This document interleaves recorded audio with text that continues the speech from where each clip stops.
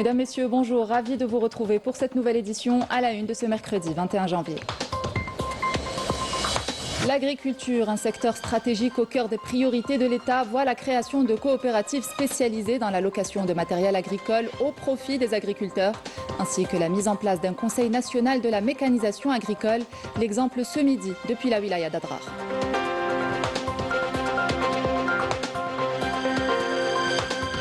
Au Maroc, les appels à une grève générale se multiplient. Les Marocains dénoncent les politiques du Marzen, l'exclusion et la marginalisation et fustigent l'échec des solutions dites de façade dans la gestion des crises.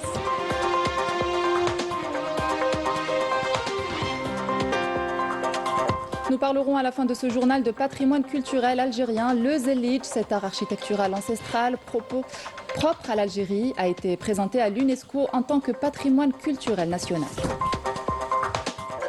Bienvenue à tous. Représentant le président de la République, le ministre d'État, ministre des Hydrocarbures et des Mines, Mohamed Arkab, à la tête d'une importante délégation, participe aujourd'hui à l'ouverture du Salon international des mines, des carrières et des hydrocarbures à N'Djamena au Tchad. L'Algérie, en tant qu'invité d'honneur de ce salon, partagera son expertise, son expérience et sa vision dans le développement des industries extractives. Parlant à présent d'agriculture, un secteur au cœur des priorités de l'État, des coopératives spécialisées dans la location de matériel agricole au profit des agriculteurs ont été créées, en plus de la mise en place d'un conseil national de la mécanisation agricole, une mesure majeure visant à renforcer la sécurité alimentaire en étendant les surfaces cultivées et en améliorant les rendements. Les agriculteurs de la wilaya d'Adrar ont largement salué cette décision et ont déjà engagé les démarches nécessaires pour sa mise en œuvre. Ayman Hanafi et Sami Dakhli. Au cœur des grandes étendues d'Adrar, là où la terre regorge de potentialités, l'agriculture a amorcé une nouvelle ère, celle de la transition vers la modernisation et plus de performance à travers la mécanisation et l'extension des surfaces cultivées. Les grandes surfaces agricoles destinées aux cultures stratégiques nécessitent un accompagnement mécanisé pour améliorer le rendement et accélérer la récolte. Avec les moissonneuses qui ont une largeur de coupe de 3 mètres, la récolte peut prendre 4 voire 5 jours. Nous souhaitons disposer de grandes moissonneuses avec une largeur de coupe qui dépasse les 12 mètres pour aller beaucoup plus vite. Chaque saison, l'État fournit un équipement important pour soutenir l'agriculture afin d'assurer les rendements et étendre les surfaces cultivées. La mécanisation permet ainsi de respecter le calendrier agricole tout en optimisant le temps et l'effort. Les décisions de mécaniser le secteur sont pertinentes car cela permettra d'augmenter la quantité sans impacter la qualité, le tout en respectant les délais de labour, de semis et de récolte. Il nous faut de grands équipements agricoles, surtout dans les wilayas du Sud qui disposent de grandes superficies. Grâce à cette décision, les agriculteurs et investisseurs pourront étendre leurs surfaces agricoles. L'agriculture reste l'un des secteurs stratégiques majeurs et sa bonne gestion est essentielle pour garantir la sécurité alimentaire du pays. Et le développement d'une agriculture plus performante et plus résiliente passe aujourd'hui par la transition technologique. Une question au cœur des débats lors d'une journée d'études tenue hier consacrée à l'intégration de la recherche scientifique et des partenariats dans le développement des filières stratégiques. Les intervenants ont insisté sur le rôle de la numérisation et de l'intelligence artificielle pour améliorer les rendements, optimiser l'usage de l'eau et renforcer la durabilité des exploitations. Raouf Hamouche. Pour garantir sa sécurité alimentaire, l'Algérie mise désormais sur une alliance stratégique, celle de la science et de la terre, à l'initiative des ministères de l'Agriculture et de l'Enseignement supérieur et de la Recherche scientifique. Chercheurs et experts ont présenté leurs travaux pour développer les filières céréalières et de légumineuses. Semences plus résistantes à la sécheresse, techniques d'irrigation intelligente, analyse des sols par satellite et lutte biologique contre les maladies. Objectif, produire plus avec moins d'eau et de manière durable. Le projet de recherche que je coordonne, c'est l'évaluation et la sélection des variétés et lignées de pois chiches, des variétés performantes en fonction des zones agroécologiques de l'Algérie et en fonction qui s'adapteraient au changement climatique. Cartographie des itinéraires techniques, chose qui est très importante pour le développement de l'agriculture algérienne. Donc l'itinéraire technique, je dirais pas il est mal fait, mais il est perturbé. perturbée, plus ou moins perturbée. Donc nous sommes en train de faire un travail en collaboration avec l'OAIC sur ce thème. Il y a le triticale qui est nouveau, j'ai présenté une communication sur ça, mais il y a aussi les blés fourragés. Donc tout ça, on va le mettre à la disposition de le plateau pour développer ces cultures et pour que l'animal soit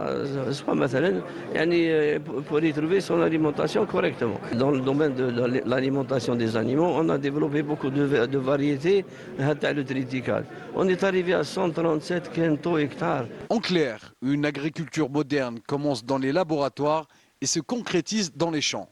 La modernisation du secteur n'est plus un choix, c'est une nécessité vitale. Face à la sécheresse, au changement climatique et à la pression sur les ressources, l'agriculture traditionnelle montre ses limites. La solution passe par la recherche scientifique. Aujourd'hui, il est impossible de moderniser ces filières sans s'appuyer sur les résultats de la recherche scientifique et sans rapprocher concrètement le secteur agricole du monde universitaire. La mise en œuvre effective de ces résultats aura un impact tangible sur l'amélioration des rendements et la sécurité alimentaire nationale. Cette coopération permettra de jeter les bases d'une agriculture intelligente, intégrée et durable, à même d'améliorer les niveaux de production et de productivité et de contribuer efficacement à la consolidation de la sécurité alimentaire. S'appuyer sur les résultats de la recherche, c'est aussi aider l'agriculteur à décider au bon moment. L'enjeu est majeur. Réduire la dépendance aux importations, améliorer la qualité des céréales et légumineuses et répondre aux défis climatiques. Les chercheurs et agriculteurs travaillent main dans la main pour une agriculture intelligente et durable, adaptée aux réalités de chaque région. Dans l'actualité également, l'ambassadeur Rachid Beledhan, représentant permanent de l'Algérie auprès de l'Office des Nations Unies à Genève et d'autres organisations internationales en Suisse, a participé hier à la séance publique de la session 2026 de la conférence du désarmement. Au cours de cette session, il a réitéré l'engagement de l'Algérie en faveur de l'approche multilatérale et des principes de la Charte des Nations Unies, affirmant le soutien continu du pays aux efforts de désarmement sur toutes les plateformes et forums, notamment à travers son mandat au Conseil de sécurité des Nations Unies pour la période 2024-2025. L'Office national de météorologie indique que des pluies orageuses accompagnées de chutes de grêle affecteront ce mercredi plusieurs wilayas du pays. De niveau de vigilance orange, ces pluies concernent les wilayas d'Alger, Boumerdès, Tizi Ouzou, Bouiram, Sila, Djelfa, Larouat, Saïda et Mascara. Et ce jusqu'à 15 h. La même situation météorologique est attendue également dans les wilayas de Béjaïa, Djidjel, Skikda, Annaba, El Taraf, Sétif, Bourj Bouaririj, Mila, Constantine, Guelma, Soukahras, Khanchla, Oum el-Bouagui, Tébessa et Betna, et ce jusqu'à 18 h. Le ministère de l'Intérieur, des collectivités locales et des Transports a affirmé la poursuite des opérations d'intervention sur le terrain suite à ces intempéries, avec l'installation de cellules de suivi et de veille et la mobilisation de tous les moyens humains et matériels pour garantir la rapidité des interventions. Le ministère ainsi que la protection civile renouvellent leur appel aux citoyens quant à l'impératif de faire preuve de plus grand degré de vigilance et de prudence.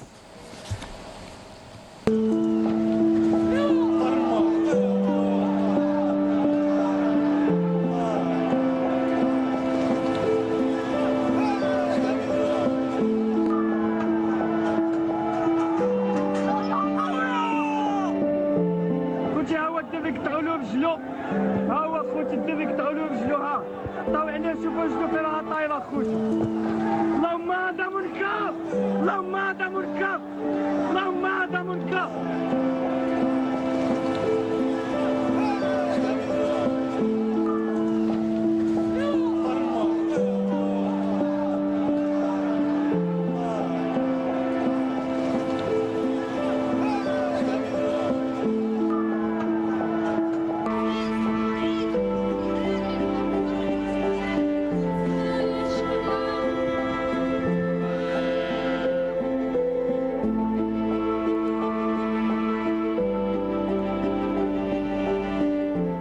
Au Maroc, les appels à une grève générale se multiplient. Les Marocains dénoncent les politiques du Marzen, l'exclusion et la marginalisation et fustigent l'échec des solutions dites de façade dans la gestion des crises. Amira Sefta.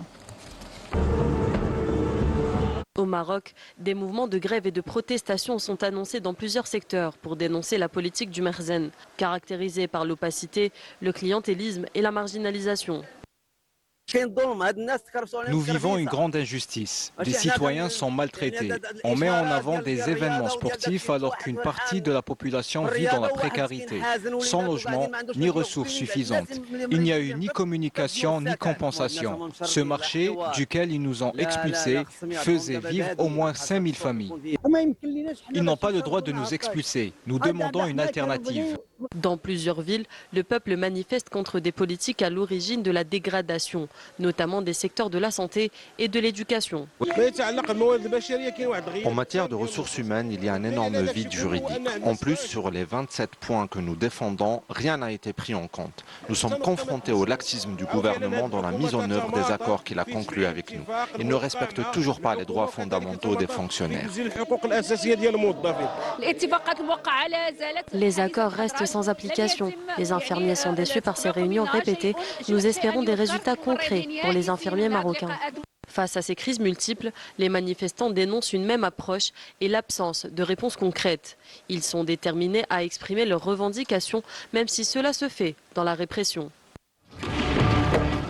Dans la bande de Gaza, la machine de guerre sioniste se poursuit. Le corps d'un martyr ainsi que 7 blessés ont été transférés vers les hôpitaux de Gaza au cours des dernières 48 heures, tandis que de nombreuses victimes se trouvent encore sous la situation humanitaire à Gaza ne cesse de se détériorer, aggravée notamment par la démolition du siège de l'Agence des Nations Unies pour les réfugiés de Palestine par l'entité sioniste. Direction à présent Paris, cette fois avec l'artiste satiriste Baziz qui a animé un spectacle placé sous le signe de l'humour et de la transmission. Autour de lui, plusieurs générations d'artistes algériens, des figures emblématiques et des talents émergents réunis pour une soirée où la musique est devenue un espace de mémoire partagé. Afaf Belrouchette. Carte blanche et Baziz commence par nous passer au gris. Il chambre le public, le jauge, le pique, sourire au coin, l'âme bien sortie. Sur scène, il navigue en marin docile, marinière, allure faussement sage, capitaine d'une traversée linguistique agitée, arabe classique, derja, français. Ce soir, c'est sa soirée.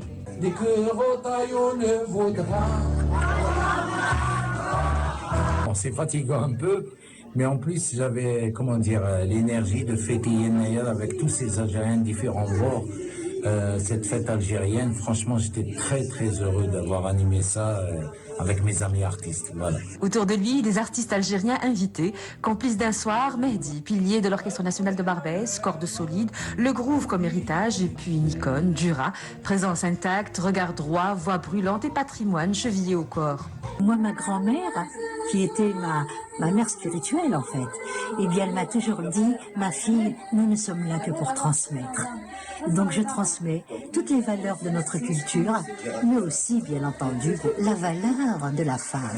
La relève était aussi de la partie, Nadir, héritier de l'école andalouse, tradition apprise, style inventé, la rigueur qui ose. Et puis Cilia, folk pop 100% des aides, douceur frontale et écriture intime.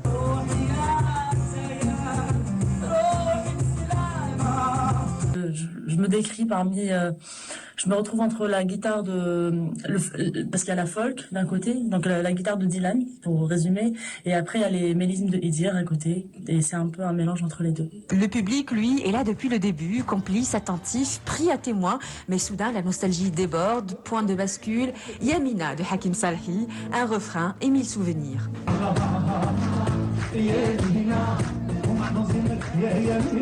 Le public qui se trouve à l'étranger, notamment en France ou ailleurs, on garde un amour infini pour notre pays, pour les repères dans lesquels on a grandi. Une traversée collective pensée et portée par le CMDA avec la conviction que la culture est l'axe fédérateur à promouvoir.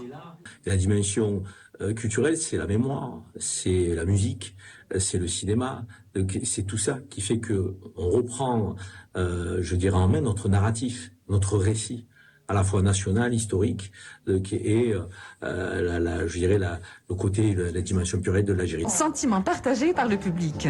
Très belle ambiance, vraiment c'est retrouvé en unité. C'était l'Algérie, ça représentait toute l'Algérie. L'ambiance et puis la chaleur. C'était vraiment très très bien. C'est sympa, on aimait danser, on a chanté. et ça fait plaisir d'avoir un petit peu d'Algérie en France. Cette carte blanche à Baziz à l'occasion de Ner n'était pas une croisière mais une traversée avec comme voilier la musique. Le public lui sommet de rester éveillé jusqu'au dernier accord, celui composé par un amour qu'on chante en chœur.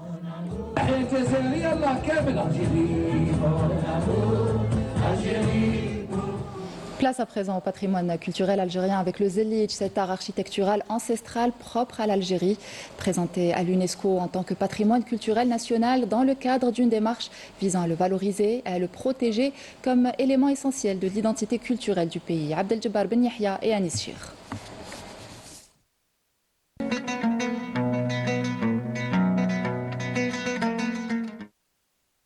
Située au cœur de Tlemcen, au pied des montagnes du parc national, la citadelle d'Al-Meshwar est un monument médiéval construit au XIIIe siècle, établi par Yarmourasen ibn Ziyan, fondateur de la dynastie ziyanide, qui fit de Tlemcen la capitale d'un prospère et puissant royaume nord-africain. Sa majestueuse architecture singulière des Banu Ziyan est l'un des témoins de la grandeur et de la beauté des civilisations dont nous sommes les héritiers. Au cœur de la forteresse vit l'artisan Mohamed Malameheddin. Il façonne son œuvre, le Zelij, dans la plus authentique tradition. Il travaille la matière avec une grande minutie pour en faire une pièce solide, sèche puis cuite dans le four traditionnel. Les gestes paraissent simples, mais ils portent dans leurs détails une histoire séculaire. Lors de la phase de composition, les pièces sont découpées à la main, en forme géométrique précise, un langage architectural qui exprime l'harmonie et l'ordre, qui porte dans sa répétition des formes le sens de la continuité et de la tradition.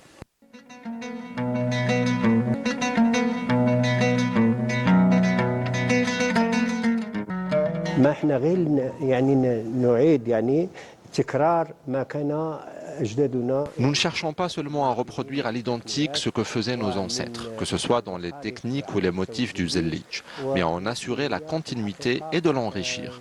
Nous espérons qu'à l'occasion du projet de classement du Zelij à l'UNESCO, cette initiative représentera une opportunité de développer cet art et former nos enfants à cet artisanat.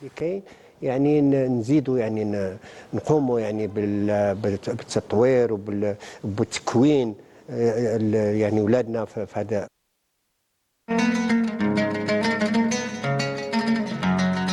Les formes et les couleurs portent leur symbolique, leur sens et leur identité propre. Un art qui trouve ses racines au XIe siècle, le Zelij n'est pas uniquement une mosaïque, mais l'expression d'une histoire séculaire et une identité propre à l'Algérie, qui reflète la profondeur et la richesse de notre patrimoine immatériel.